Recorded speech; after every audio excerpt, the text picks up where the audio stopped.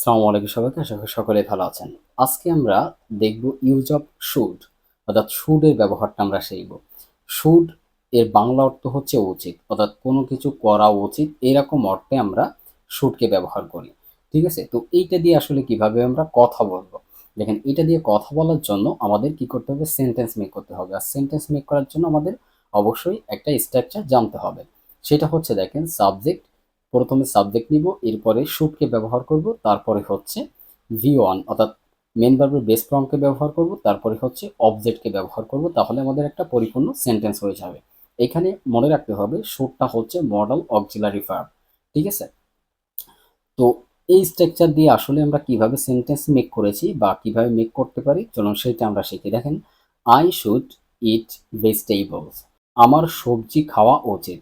I should eat vegetables, আমার সবজি খাওয়া উচিত। এখানে দেখেন, আই হচ্ছে সাবজেক্ট, শুড হচ্ছে মডেল অক্সিলারি ভার্ব, ইট হচ্ছে আমাদের মেন ভার্বের বেস ফর্ম অর্থাৎ ভি ওয়ান, ভেজিটেবলস এটা হচ্ছে আমাদের অবজেক্ট বা এক্সটেনশন আমরা বলতে পারি।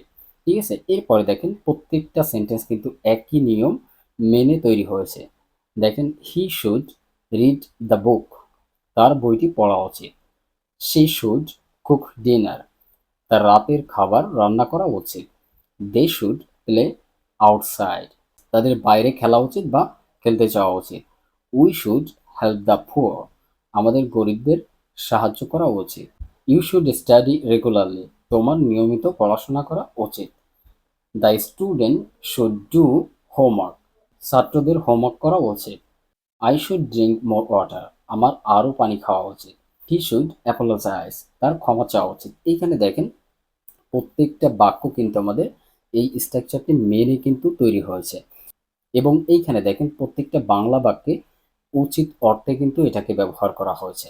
তো শুডের ব্যবহারটা যদি আপনারা প্রপারভাবে করতে চান, তাহলে আপনাদেরকে এই সেন্টেন্সগুলো প্র্যাকটিস করতে হবে। আপনারা যদি এই সেন্টেন্সগুলো প্র্যাকটিস করেন, ডেফিনেটলি এইটা আপনারা ব্যবহার করে ইংলিশে কথা বলতে পারবেন। সো আজকের ভিডিওটা এতটুকুই। যদি ভিডিওটি ভালো লাগে অবশ্যই লাইক, কমেন্ট এবং শেয়ার করবেন।